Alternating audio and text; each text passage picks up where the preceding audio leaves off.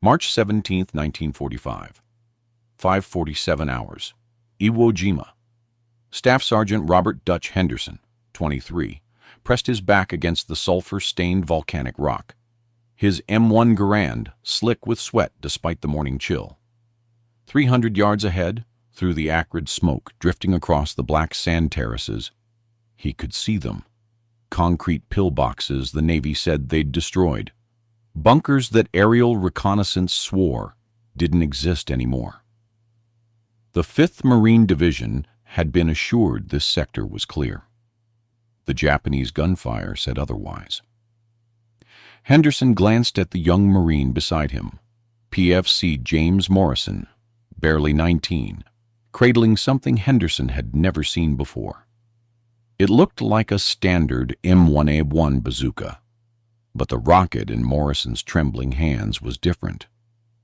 Instead of the familiar olive-drab warhead, this one bore yellow and white markings, and stenciled warnings Henderson couldn't quite read in the dim light. Morrison had received it just hours earlier, with instructions that made no sense. Point, shoot, and don't look directly at the impact. The bunker ahead erupted again, its machine gun tearing through 2 Marines who'd tried to advance. Henderson knew what was about to happen. They'd try conventional bazookas first. They always did. The shaped charges would punch into the concrete, detonate, and accomplish exactly nothing against the reinforced Japanese fortifications. Then more Marines would die trying to get close enough with satchel charges or flamethrowers. Unless Morrison's strange rocket worked the way the weapons sergeant had promised. White flame, the sergeant had said. The Japs are calling it white flame. By March 1945, the Pacific War had become a grim arithmetic problem that American commanders couldn't solve with conventional mathematics. Every Japanese-held island brought the same nightmare. Elaborate underground fortifications, interconnected tunnel systems, and defensive positions designed by engineers who understood that they were building tombs, not bunkers. The Japanese weren't fighting to win anymore. They were fighting to extract the maximum American casualties, hoping to make the cost of invasion so terrible that the United States would negotiate peace rather than assault the home islands. Iwo Jima represented this strategy's most sophisticated implementation.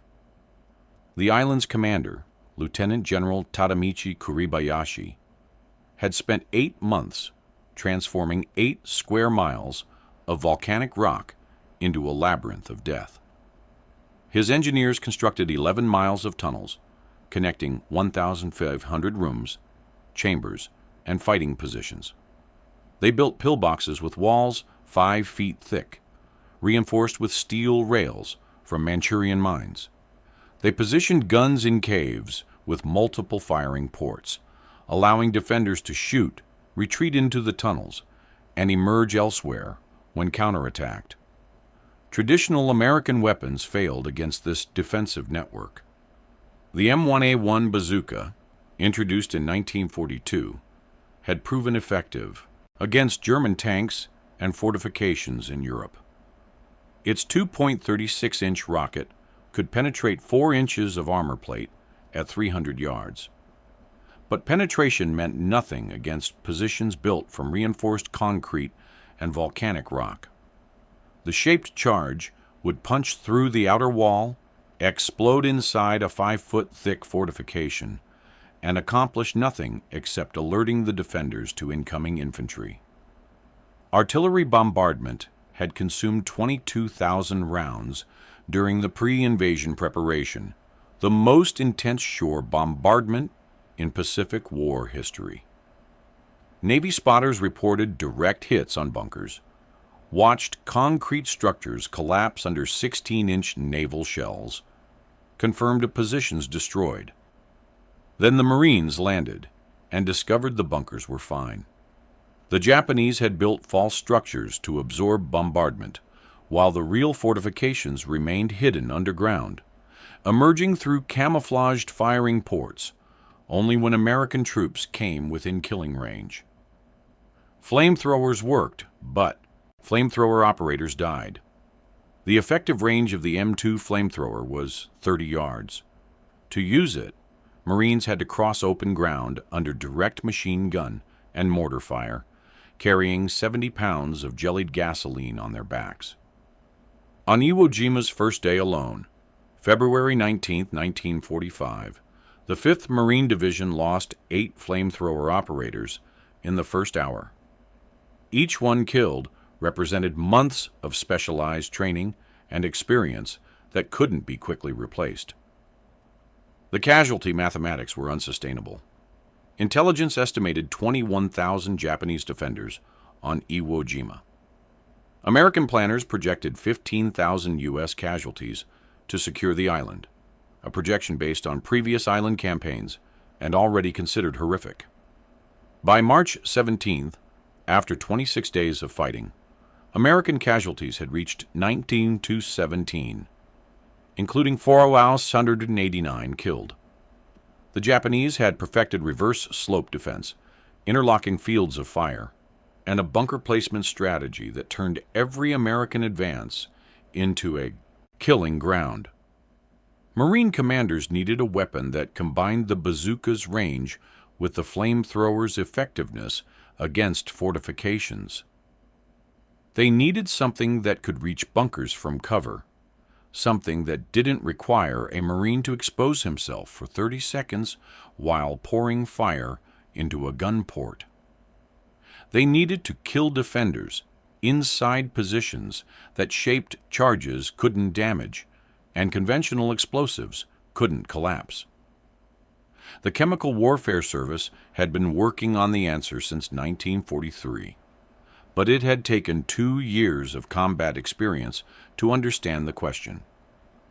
If you want to see how American engineers turned one of chemistry's most terrifying elements into a rocket-propelled nightmare that made Japanese defenders abandon positions they'd sworn to defend to the death, hit that subscribe button and turn on notifications. These forgotten weapons changed the Pacific War, and the stories deserve to be remembered. Back to Sergeant Henderson. The M10 White, phosphorus rocket for the 2.36-inch bazooka, represented chemical warfare packaged in a format the Geneva Protocol hadn't anticipated. Officially designated the M10 WP round, unofficially called everything from Willie Peter to the Devil's Sparkler. This ammunition transformed a tank-hunting weapon into something that terrified entrenched defenders more than any conventional explosive.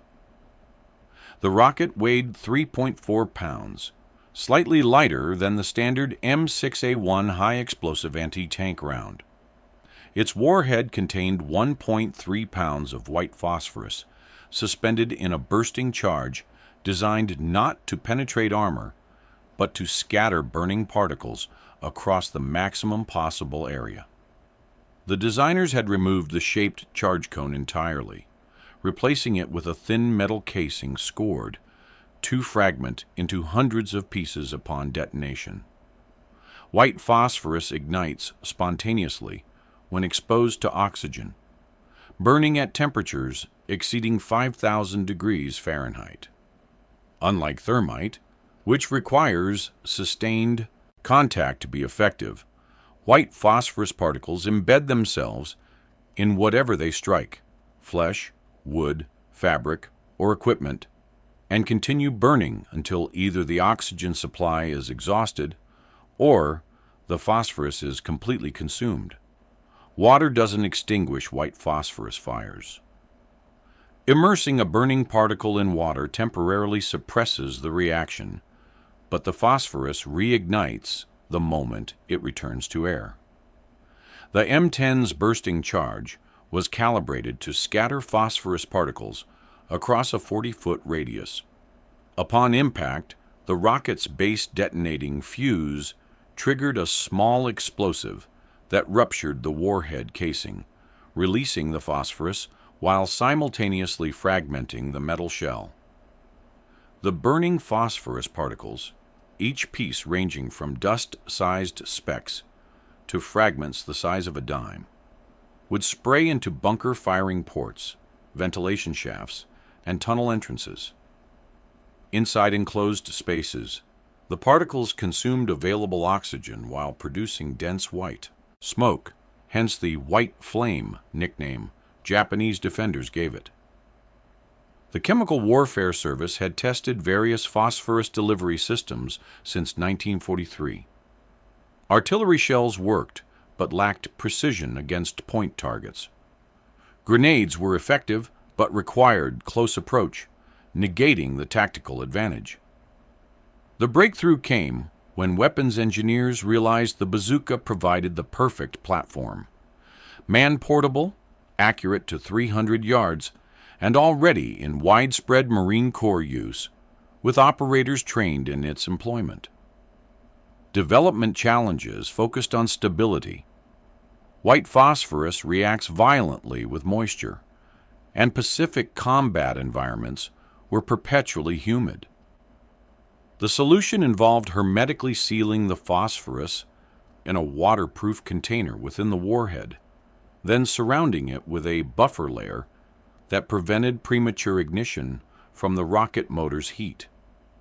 Each M10 round required careful storage in sealed tubes with desiccant packets, and gunners received strict warnings never to fire a rocket that showed any sign of corrosion or damage to the waterproof seal.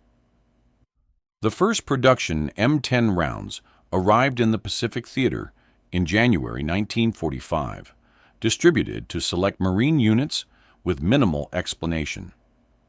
The rockets came with typewritten instruction sheets, warning operators about backblast safety, proper storage, and one emphatic note: do not attempt to recover or handle unexploded rounds.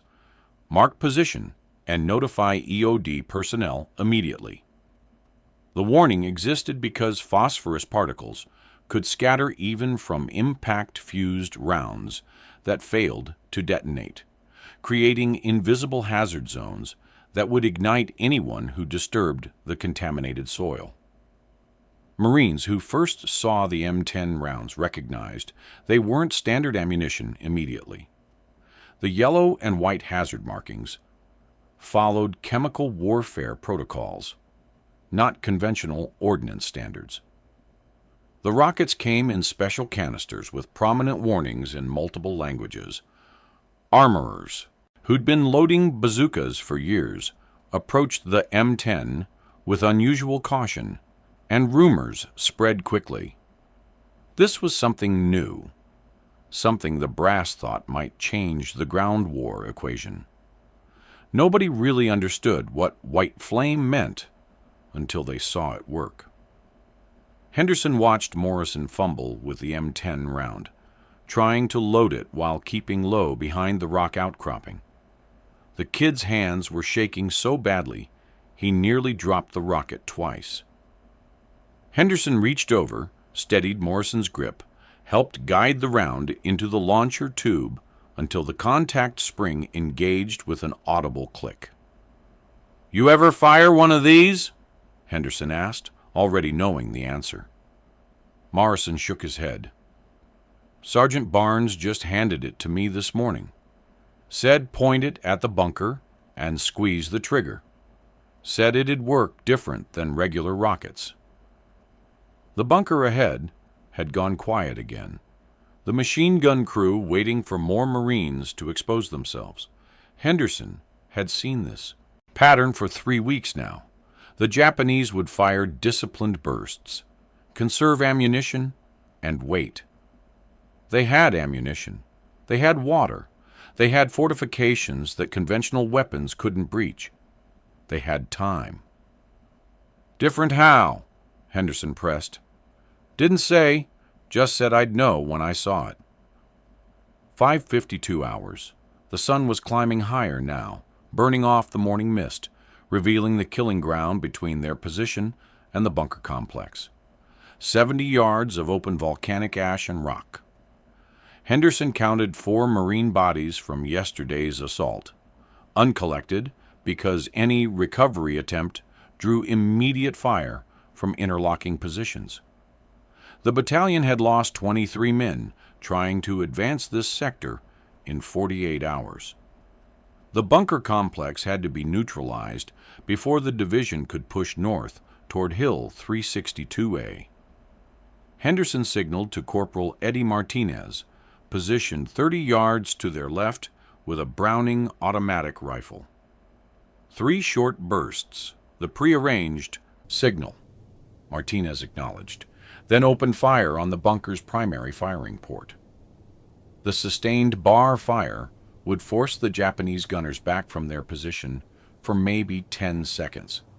10 seconds for Morrison to aim and fire. "Now!" Henderson shouted. Morrison rose to one knee, the bazooka balanced on his right shoulder, his left hand gripping the wooden forward stock. He aligned the optical sight with the bunker's dark firing port, visible as a rectangular shadow in the concrete face. His finger found the trigger lever. The rocket motor ignited with the familiar sharp crack, the backblast kicking up volcanic dust behind them.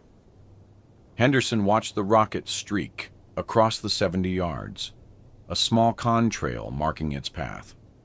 Standard procedure would have the rocket penetrate the firing port, explode inside, maybe kill 1 or 2 defenders if the geometry worked right.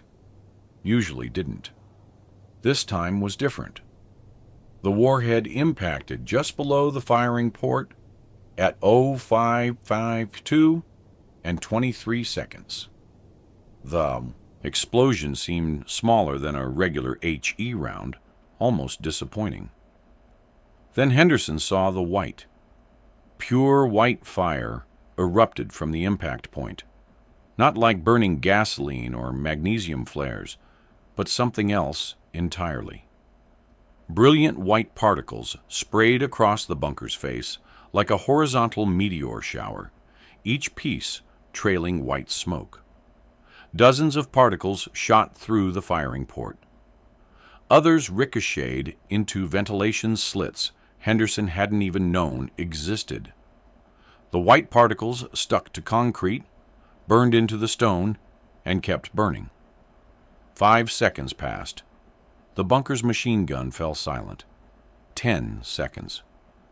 White smoke began pouring from every opening in the concrete structure, not gray gun smoke, but thick white clouds that looked solid enough to walk on.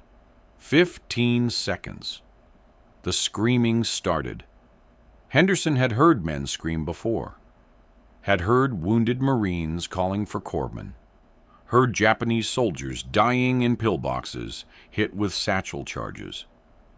This was different. These weren't screams of pain, but of pure animal panic. The sound of men confronting something their training hadn't prepared them for. 20 seconds after impact, the bunker's rear entrance, a position so well camouflaged Henderson hadn't spotted it in 3 days of observation, erupted with Japanese defenders. 3 men stumbled into the open, beating at their uniforms, clawing at burning fragments embedded in their skin and equipment. Their clothes were on fire, but not normal fire. White particles glowed against the dark fabric, each one producing its own column of white smoke. One defender dove face first into the volcanic ash, trying to smother the flames. The burning particles kept glowing through the ash. Martinez's bar cut down 2 defenders before they'd staggered 10 feet from the bunker. The third man, his face obscured by white smoke still rising from burning particles in his hair, ran blindly toward the American lines. He made it 15 yards before a Marine rifleman ended his panic with a single shot. The white smoke continued pouring from the bunker for another 2 minutes. Henderson could smell it now, a sharp, acrid odor that made his eyes water even at 70 yards. Chemical smoke, not just burning wood or fabric. The machine gun remained silent. No movement came from the firing ports. 5:55 hours. Henderson made the decision. "Martinez, Freeman, on me. We're checking that bunker." The three Marines crossed the killing ground that had claimed 4 lives yesterday, weapons ready, expecting fire from secondary positions. Nothing. They reached the bunker's blast-scarred face, still radiating heat from the white phosphorus particles embedded in the concrete. Henderson peered through the firing port, careful not to touch the glowing fragments still burning around the opening's edge. The interior was hell-rendered in white and black. Phosphorus particles had scattered across every surface, burning wherever they'd landed. The machine gun lay, abandoned, its barrel bent where someone had tried to drag it away from burning ammunition. Equipment smoldered. Fabric hung in charred strips. The bunker's concrete walls channeled white smoke toward the rear exit, but enough particles had fallen to the floor that the defenders would have been wading through burning material with every step. 2 bodies lay in the bunker's main chamber, overcome by smoke before they could escape. Their uniforms showed dozens of small burn marks where phosphorus particles had embedded and continued burning even after the men died. The white particles were still glowing, still producing smoke, still burning 90 seconds after impact. Henderson had cleared bunkers with satchel charges, with grenades, with point-blank rifle fire. He'd never seen defenders abandon a position this quickly, never seen panic override the fanatical defense doctrine that had defined Japanese tactics for 3 years. The white phosphorus hadn't just killed the defenders or destroyed their position. It had broken their will to fight, driven them into the open, where conventional weapons could engage them. "Jesus Christ," Martinez whispered, staring at the still burning particles scattered across the bunker floor. "What the hell is that stuff?" Henderson didn't answer. He was already scanning for the next bunker, the next pillbox, the next impossible defensive position. Morrison still had 5 M10 rounds in his ammunition bag. They had work to do. By March 19, 1945, 2 days after Henderson's demonstration of the M10's effectiveness, every Marine bazooka team on Iwo Jima had received white phosphorus rockets. The supply clerks distributed 2,400 rounds in 48 hours, prioritizing units engaged in bunker reduction operations across the northern sectors. The immediate tactical impact was measurable in casualty rates. Marine divisions equipped with M10 rounds reported 34% fewer casualties during bunker assault operations compared to the previous week's statistics. The Japanese response revealed genuine fear. Intelligence officers interrogating prisoners captured in late March reported consistent descriptions of the white flame weapon that burned through stone, couldn't be extinguished, and filled positions with choking smoke.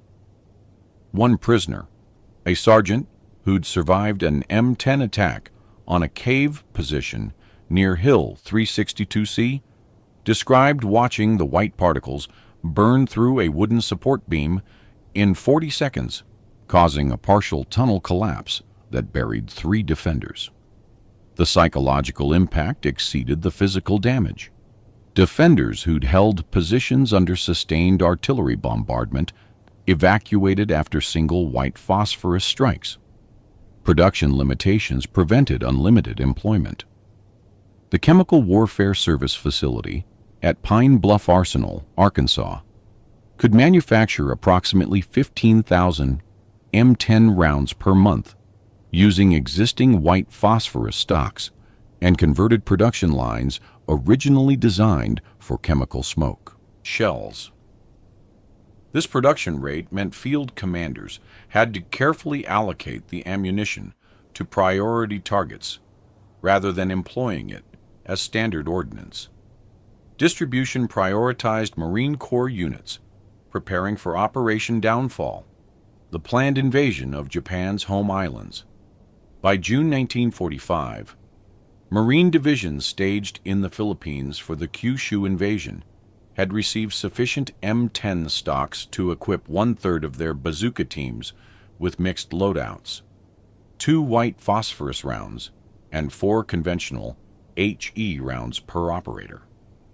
The tactical doctrine emphasized using M10 rounds as the initial strike against fortified positions, followed by conventional assault if the phosphorus attack failed to dislodge defenders.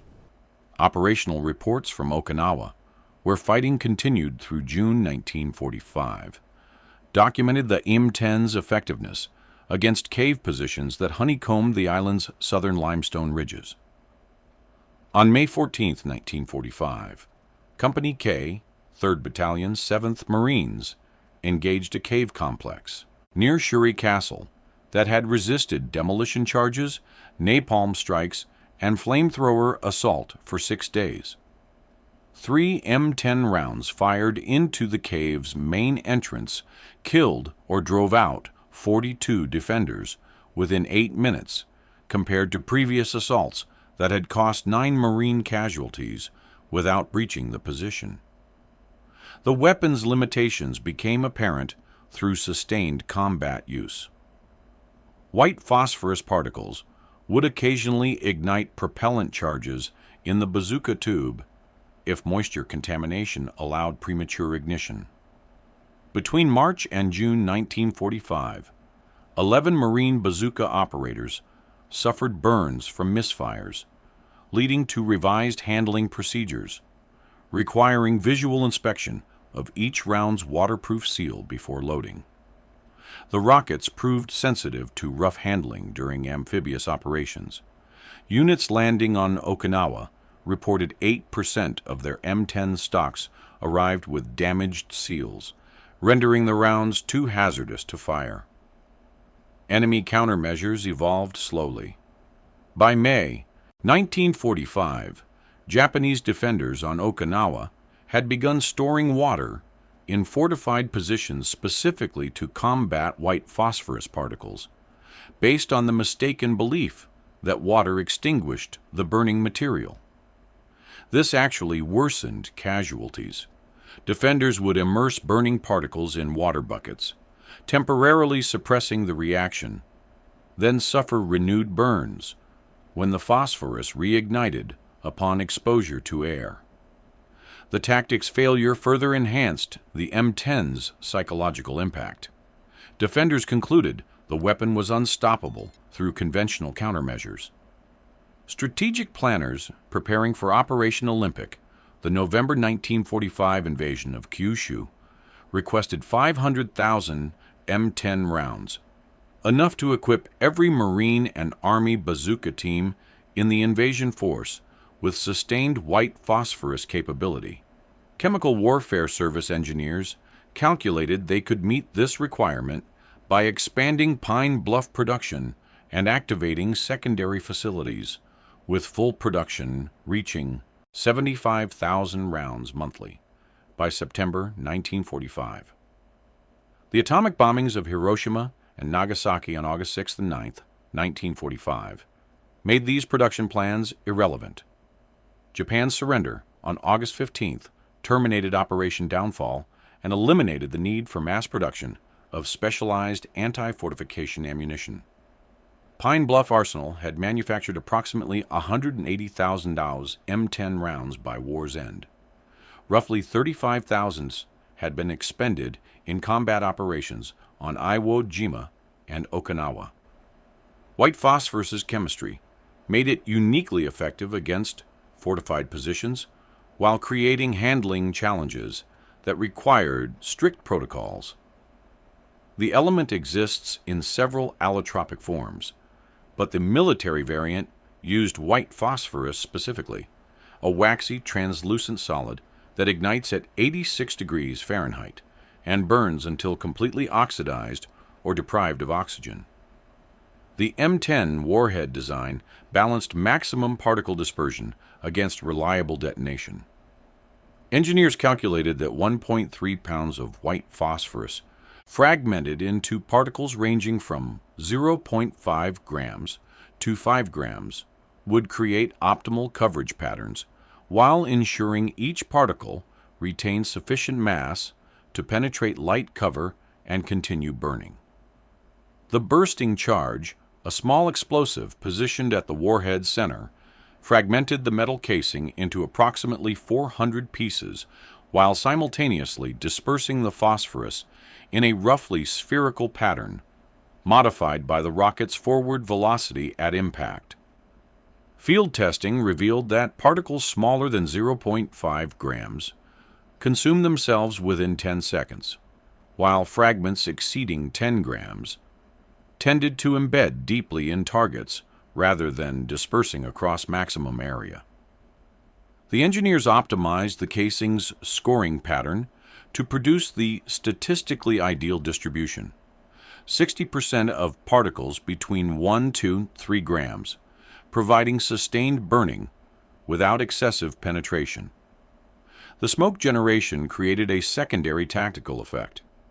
Each gram of burning white phosphorus produced approximately 3 cubic feet of white smoke per second during active combustion. An M10 detonation inside an enclosed bunker would generate enough smoke to reduce visibility to 0 within 20 seconds, while simultaneously depleting oxygen levels as the phosphorus consumed available air. Japanese defenders, attempting to maintain defensive positions under these conditions, faced a choice between suffocation and evacuation, and evacuating meant exposing themselves to supporting American fire. Operators learned to exploit the weapon's characteristics through experience.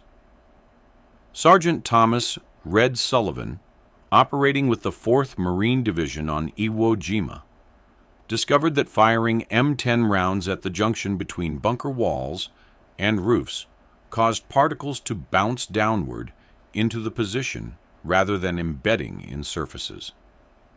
This technique, shared informally between bazooka teams, increased the effective particle dispersion by approximately 25%, according to post-combat analysis of struck positions. The rocket's operational limitations required tactical adaptation. The M10's maximum effective range was identical to standard bazooka ammunition, 300 yards, but accuracy degraded significantly beyond 150 yards due to the rounds being slightly lighter than HE variants. Wind conditions affected the rockets more severely than standard ammunition, and operators learned to compensate by aiming 2 to 3 degrees into the wind during shots exceeding 100 yards. Storage problems plagued units operating in tropical environments. The waterproof seals protecting the phosphorus required cool, dry conditions for maximum integrity. Ammunition stored in landing craft or beach dumps deteriorated rapidly. Marine quartermasters reported that M10 rounds exposed to Pacific humidity for more than 14 days showed a 15% failure rate compared to 2% for freshly delivered ammunition. This led to modified storage procedures requiring M10 stocks to be kept in sealed ammunition carriers with desiccant packets replaced every 72 hours. Backblast safety required revised positioning protocols. The M10's rocket motor was identical to standard bazooka rounds, but the psychological impact of firing chemical ammunition made operators more cautious about positioning. Training emphasized maintaining the standard 60-foot backblast clearance, but many operators instinctively increased this distance to 80 or 90 feet when firing phosphorus rounds, slightly reducing first shot accuracy due to modified stance and grip. The Japanese attempted technical analysis of captured M10 rounds, but achieved limited success. Intelligence reports from prisoners revealed that Japanese engineers, who examined an intact round that failed to detonate correctly, identified the phosphorus component, but misunderstood the dispersion mechanism. They believed the weapon was designed to create smoke screens for assault operations, rather than as an anti-personnel device, a misapprehension that delayed development of effective countermeasures. Maintenance presented minimal challenges beyond storage concerns. The M10 used the same rocket motor, fins, and electrical ignition system as standard bazooka ammunition, requiring no special cleaning or preparation of launchers. Armorers did recommend firing at least one conventional HE round through a bazooka tube after employing M10 ammunition to clear any residual phosphorus particles from the tube's interior. Though no documented cases of secondary ignition from contaminated tubes exist in combat records. The M10 white phosphorus bazooka round disappeared from American arsenals almost as quickly as it appeared in combat. Production ceased on August 17, 1945, 2 days after Japan's surrender announcement. The Chemical Warfare Service directed Pine Bluff Arsenal to halt all white phosphorus munitions manufacturing and transition production lines back to conventional ordnance by September 1st. The military classified the M10's development, history, combat employment records, and technical specifications under secret clearance in November 1945. This classification stemmed not from the weapons technology. White phosphorus had been used in artillery shells since World War I, but from sensitivity about chemical warfare perception in the post-war international environment. The Geneva Protocol of 1925 prohibited chemical weapons use, and while white phosphorus technically qualified as incendiary rather than chemical, military legal advisors worried about perception issues during the war crimes trials proceeding in Tokyo and Nuremberg. Existing stocks faced disposal challenges. The military had accumulated approximately 145,000 unfired M10 rounds by war's end, stored at depots across the Pacific and arsenals in the continental United States. White phosphorus ammunition requires specialized destruction procedures. Simple burning or conventional demolition can scatter toxic phosphorus particles across wide areas. The Chemical Warfare Service spent 18 months carefully incinerating the stocks in controlled conditions, completing disposal operations in March 1947. The Korean War briefly revived interest in white phosphorus bazooka ammunition.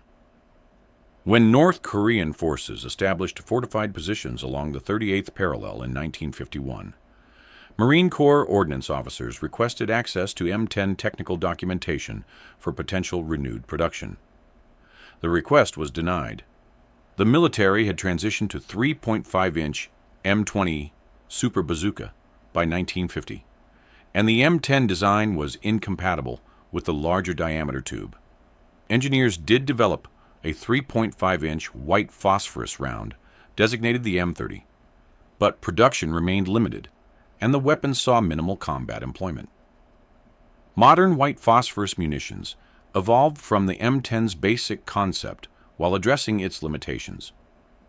Current M8 TWI-5 155 mm artillery rounds use felt wedges soaked in white phosphorus rather than simple fragmentation, providing more controlled dispersion and extended burn duration. Air Force weapons include the M34 white phosphorus bomb, capable of saturating larger areas than rocket-propelled munitions. Naval forces employ white phosphorus in specialized naval gunfire support rounds. The legal and ethical debates surrounding white phosphorus weapons trace partially to the M10's combat employment.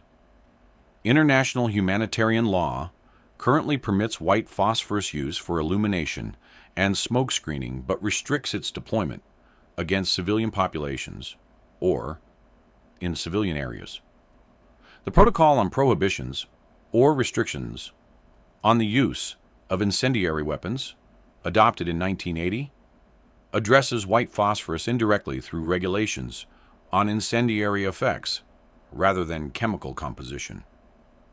Veterans who employed M10 rounds rarely discussed the weapon publicly. The combination of classification restrictions and the weapon's brutal effectiveness created a culture of silence around its use. When the classification was reduced to confidential in 1973, then fully declassified in 1991, the surviving operators were in their 60s and 70s, and few interviews captured their experiences before they passed. The weapon's legacy persists in modern military doctrine, emphasizing combined arms approaches to fortified position reduction. The M10 demonstrated that psychological impact could equal or exceed physical destruction in forcing defenders from prepared positions. Current urban warfare tactics incorporate this lesson, using thermobaric weapons and white phosphorus rounds to create conditions that make defensive positions untenable rather than attempting to destroy fortifications through brute force. Staff Sergeant Robert Henderson survived Iwo Jima. He participated in the final northern sector operations, employing M10 rounds against cave positions until the island was declared secure on March 26, 1945. His combat record credited him with directing the destruction of 17 fortified positions using white phosphorus ammunition, contributing to his Silver Star citation for leadership under fire during the campaign. Henderson never discussed the M10 rounds publicly.